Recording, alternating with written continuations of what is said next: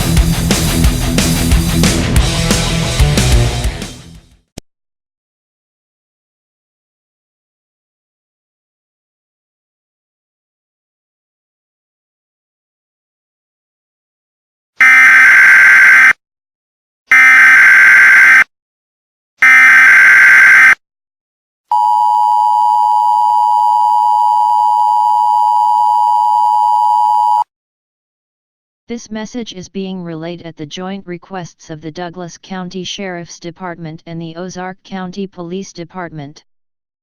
There have been a recent string of gruesome murders involving victims ranging in ages from 19 to 65 across Douglas and Ozark counties. Right now the highest concentration zones of victims are in the Ava, Van Zandt, Theodosia, and along Bull Shoals Lake areas. One victim, aged 25, was found by deputies with their head eaten off and their remains hanging off the top of the State Highway 160 bridge 12 miles west of Gainesville. If you have any information on who the suspect could be, you are advised to call your local sheriff's department and they will relay it to the Douglas and Ozark County offices. If you see the suspect or suspects, dial 911 and do not approach them as they are likely armed and extremely dangerous. Tourists and citizens inside these counties as well as these surrounding counties, Christian County, Howell County, Taney County, Texas County, Webster County, and Wright County, are also advised to lock all windows and doors, even in their cars, as it is unknown when the next strike by this brutal suspect will be.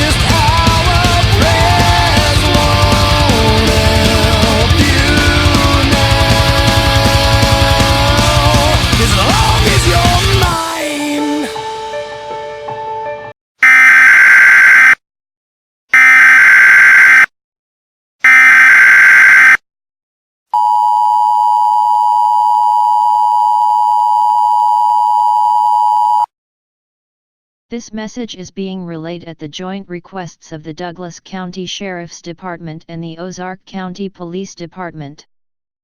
There have been a recent string of gruesome murders involving victims ranging in ages from 19 to 65 across Douglas and Ozark counties. Right now the highest concentration zones of victims are in the Ava, Van Zandt, Theodosia, and along Bull Shoals Lake areas. One victim, aged 25, was found by deputies with their head eaten off and their remains hanging off the top of the State Highway 160 bridge 12 miles west of Gainesville. If you have any information on who the suspect could be, you are advised to call your local sheriff's department and they will relay it to the Douglas and Ozark County offices. If you see the suspect or suspects, dial 911 and do not approach them as they are likely armed and extremely dangerous. Tourists and citizens inside these counties as well as these surrounding counties, Christian County, Howell County, Taney County, Texas County, Webster County, and Wright County, are also advised to lock all windows and doors, even in their cars, as it is unknown when the next strike by this brutal suspect will be.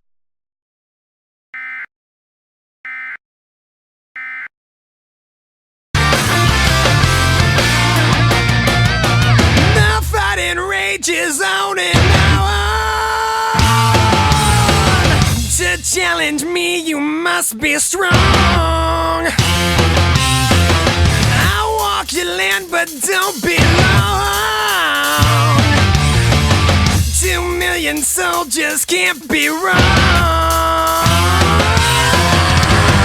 It's no fun, but I've been here before. I'm far from home and I'm fighting your war. Not the way I've been to this, I want it better than.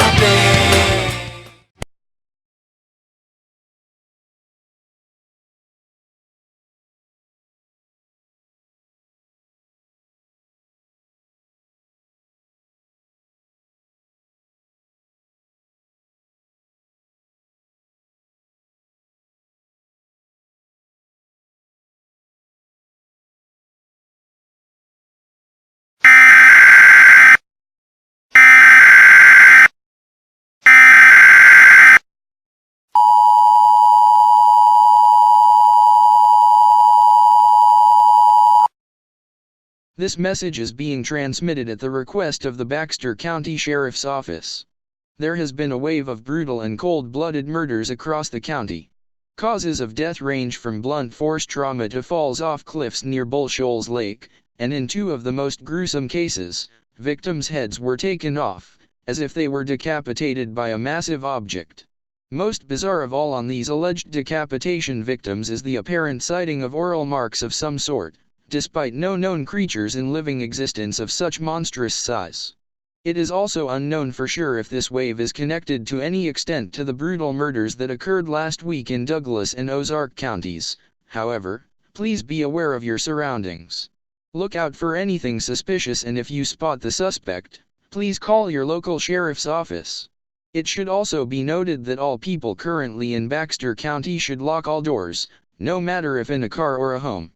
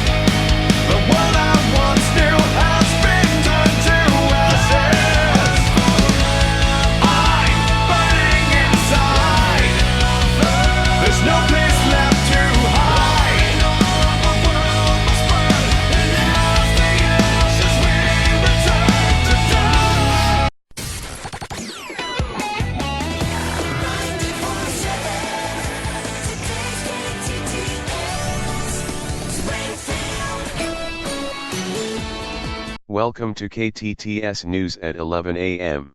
I am Don Luzader, and given the urgency of this unusual situation and scope to our areas, we appreciate the listeners on Power 96.5 and Q102.1 for allowing us to simulcast this important news. Our top story of the day is the recent string of what can only be called brutal murders across the Ozarks regions of Missouri and northern Arkansas. The police forces of Baxter County in Arkansas and Ozark and Douglas counties have now come to the conclusion that the same suspect is responsible for both waves of, as they are saying, cold-hearted, cold-blooded murder. The unfortunate thing about this news, however, is they still have no idea who the suspect is, as they have no DNA matches nor any eyewitnesses, which makes these cases more strange given the areas in which they occurred. Police in these areas are, of course, still accepting tips, and the Joint Task Force of Officers is now offering a $100,000 reward for any information that leads to the apprehension and arrest of the suspect. On to our secondary stories of the day. The Springfield School Board recently voted unanimously to allow transgender bathrooms in all schools. This decision was seen by local church leaders and religious groups as another step towards allowing the devil into our world, but most in the city support this decision. With representatives of the board telling KTTS News, "This is a great day for us as a society to tell our children that it's okay whoever you are and whatever gender you feel like you are." A multi-jurisdictional high-speed police chase ended in tragedy last night in Stone County when a suspect in an illegally imported Tommy Cara ZZ2 ran a red light at the intersection of Highways 413 and Highway 76. Police say the chase started in Joplin after the suspect ran a stop sign. The chase then bolted along I-44, James River Freeway on the south side of Springfield, and then turned southbound on Highway 65. Police say that the suspect was doing speeds at times in excess of 190 miles per hour on Interstate 44 and in excess of 150 on James River.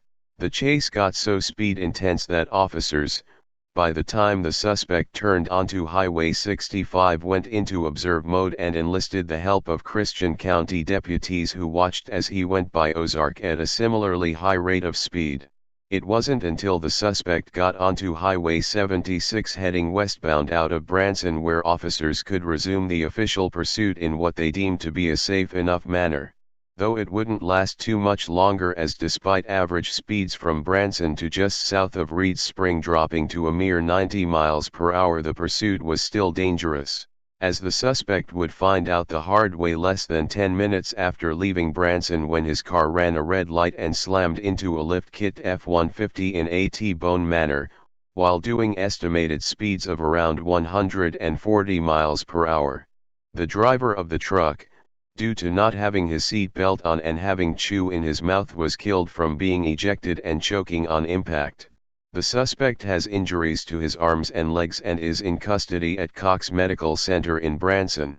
In total, the chase lasted just under an hour and covered 125 miles. On a much lighter tone, in sports, after 6-hour rain delays for both the St.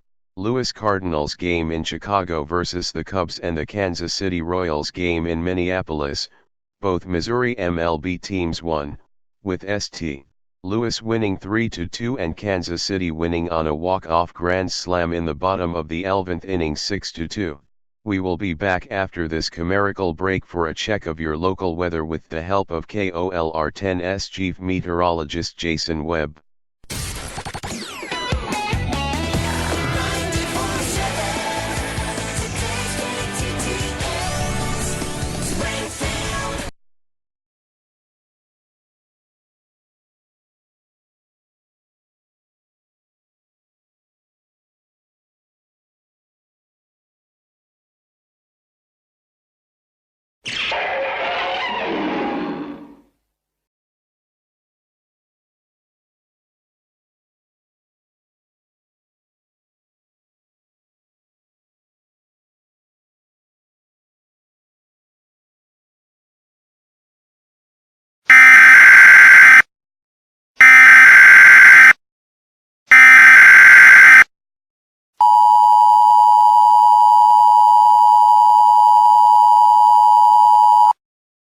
This urgent message is being transmitted at the request of the Taney County Police and the Kaija Department at the Missouri Department of Conservation. A shelter-in-place warning is now in effect for all areas within a 25-mile radius of the Hercules Glades Wilderness. It has been recently discovered that a new species of kaija has been found, as it is unknown if it is hostile, toxic, or not, or if this new creature is behind the murders over the past week. Residents in these cities and towns are advised to shelter in place. Ava, Sparta, Ozark, Reeds Spring, Branson West, Kimberling City, Blue Eye, Branson, Hollister, Forsyth, Prodom, Theodosia, Thornfield, Bradleyville, and Chadwick. If not in one of these towns and still in the radius zone, it is still advised to shelter in place. To shelter in place, lock all windows and doors, cover all cracks with tape or damp towels and retreat to the most center room of your home. As this is not a nuclear attack and instead due to a kaija with unknown motives, it is advised you gather enough food and water for today. Only come out of your shelter if either an emergency, gathering more food should this warning be extended, or if you know for certain this creature is not nearby. If you are uncertain of this kaija's status in relation to your current position, it is not advised to get out of your shelter and just wait for the all-clear signal to be given by authorities over local television outlets or radio station covering news on this evolving situation.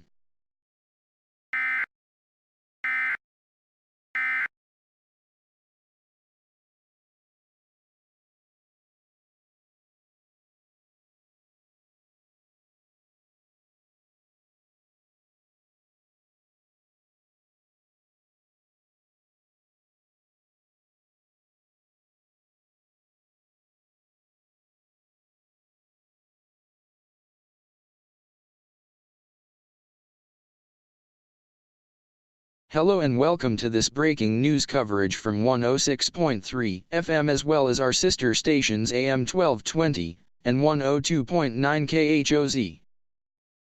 We have breaking information, and for more we go to our correspondent in Bradleyville, Sarah Fling.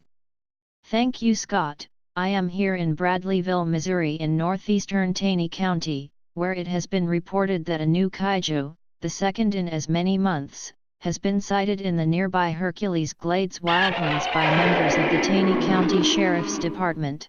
And, oh shit! There it is! It just flew over our heads with a squealing roar. For our listeners who hopefully are hunkered down in their safe spots right now across the listening area, this creature is, to put it bluntly, massive.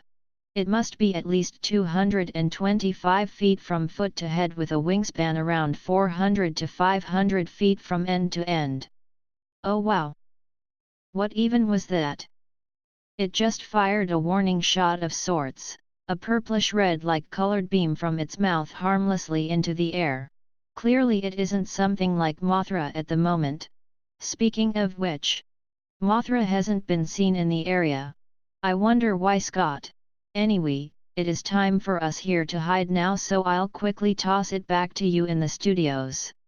Okay Sarah, thank you for that report in the field. I think that's all the info we have for now, so we will return you to regular programming on all our networks aside from this one, since talk is our genre here on 106.3 KRZK.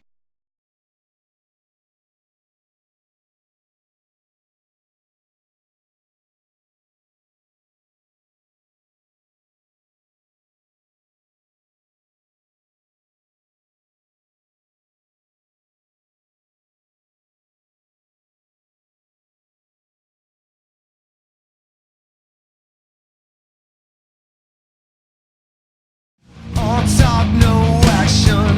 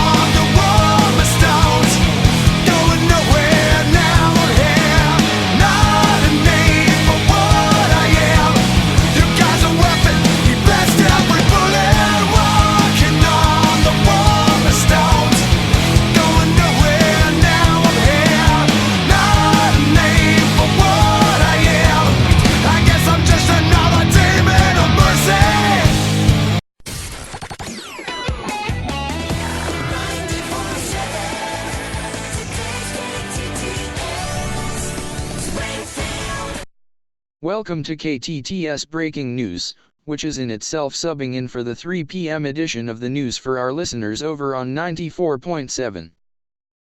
I'm Don Luzader, and as I understand from my producers, we have breaking news. Let's go to Jason Rima on the scene near Bradleyville. Yes, Don, I am here on the scene in Bradleyville where the impromptu meeting between Mothra, her associated Shotogun, and this new creature. It seems that these three, via their methods of communication, are working out their differences. Reportedly, Rodden, as this big pteranodon-like kaiju is known as, only attacked the people he did because they were interrupting food or sleep, so he eliminated the perceived intruders. He was just doing it to survive and protect himself. He isn't purely evil like what it seems, so it seems Mothra won't attack Rodden and he won't attack Mothra. In addition, Rodden is fine with humans as whole and has promised to the Shotogun and Mothra that he won't attack humans unless they truly attack first with intent to kill. Seems things are winding down here, so I'll toss it back to you in the studio, Don. Okay, with that out of the way, I think it's safe to say that the shelter-in-place warning for the 25-mile radius will be revoked. And with that, we will return to normal programming on our family of networks. I'm Don Luzader, and this has been Breaking News on 94.7 KTTS.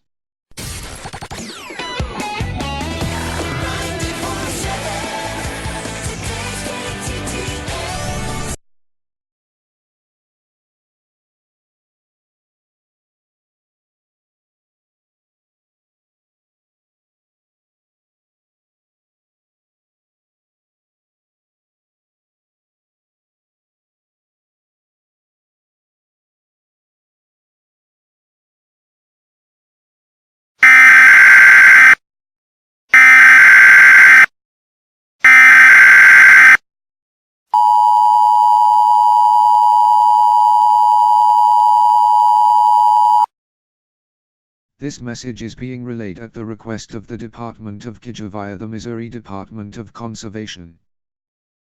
This is an all-clear message in response to the shelter-in-place warning issued earlier today. The situation at the Hercules Glades Wilderness has de-escalated below the limits required to need the shelter-in-place warning. People in safe rooms can come out now.